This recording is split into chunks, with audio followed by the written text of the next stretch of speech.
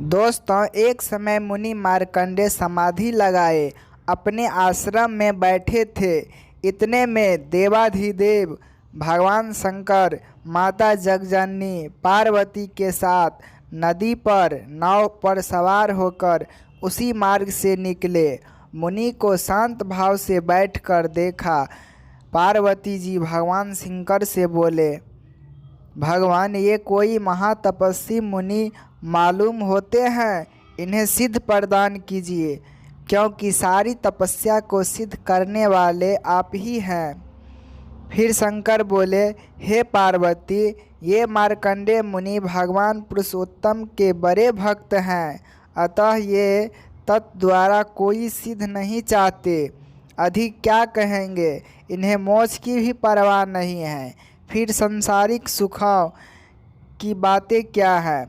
तथापि पार्वती, हम चलकर थोड़े देर वार्तालाप करते हैं, क्योंकि साधु समागम से बढ़कर संसार में कोई लाभ नहीं है।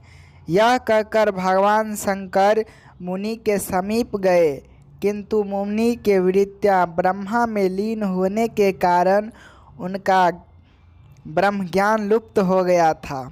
अतः उन्हें जगदम्बा शिव माता पार्वती के आने का पता ही नहीं लगा। यह देखकर भगवान शंकर अपनी योग माया के प्रभाव से मुनि की हृदय गुणों में प्रविष्ट हो गए। मुनि ने देखा कि उनके हृदय में एकाएक एक पीली जटाओं वाली त्रिशूल, धन, बाण तथा ढाल तलवार से सुसज्जित शरीर में व्यथा चम्र लपेटे रुद्राक्ष माला, डमरू, नाग और फरसा के 3 नेत्र और 10 भुजाओं वाली मूर्ति प्रकट हो गई। इस विकराल मूर्ति को देखकर हृदय स्थिर देखकर मुनि को बड़ा आश्चर्य हुआ और इस आश्चर्य में उनकी समाधि टूट गई। फिर मुनि ने आँख खोलकर देखा तो सामने भगवान पार्वती सहित अपने गणों को साथ लिए थे। मुनि ने उन्हें प्रणाम किया और माता पार्वती सहित उनके भक्ति पूजा की।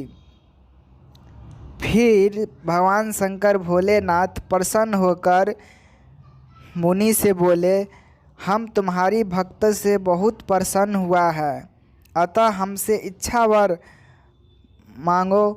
ब्रह्मा विष्णु मैं तीनों को वर देने वाला मैं श्रेष्ठ हूँ। तुम्हारी तरह जो लोग हर तीनों की समाधि भाव से भक्ति करते हैं तथा जो शांत, निसंग, निवैर और प्राणी के प्रति दया करने का पवित्र स्मृति रखने वाले हैं, उनकी इंद्र आदि लोकपाल ही नहीं, अब तो हम तीनों भी वंदना और सेवा पूजन करते हैं, क्योंकि आप लोग हम तीनों में अपने में तथा जगत के अन्य प्राणियों में अनुमान भी भेद नहीं देखते।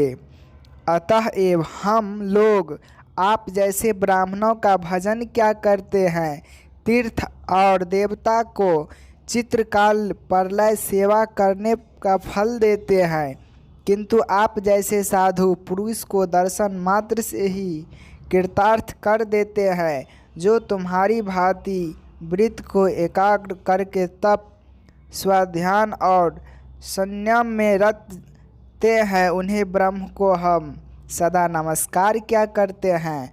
आप शीघ्र महाभावों के दर्शन अथवा नाम सुनने मात्र से ही महापातकी और चंडाल भी शुद्ध हो जाते हैं। फिर आप लोगों के साथ संघर्ष आदि का स्वभाव प्राप्त होता है। उनकी तो बात ही क्या है। भगवान शंकर के इन वचनों को सुनकर ऋषि गदगद हो गए। वे बोले, भगवान, मैं तो आपके दर्शन मात्र से ही कृतार्थ हो गया और वरदान क्या मांगूं। तथापि आप मेरी यही प्रार्थना है कि मेरी भगवान में अच्युत और उनके भक्त में तथा आप में अनन्य भक्त हो। शंकर बोले, हे प्रीतवर, तुम्हारी यह अभिलाषा पूर्ण हो।